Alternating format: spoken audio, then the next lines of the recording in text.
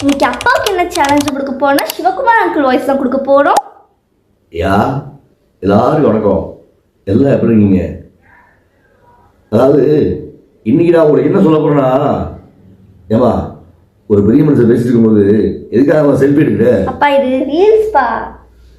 ஏமா செல்ஃபியே எடுக்கூடாதுன்ற, நீ எதுக்குமா வீடியோ எடுக்கிற? சரி, இருந்தாலும் கம்பராமாயணத்தில் இதை பற்றி என்ன சொல்லியிருக்காங்கன்னா, அந்த காலத்திலே அண்ணனும் நோக்கிறான் அவனும் நோக்கிறான்னாங்க.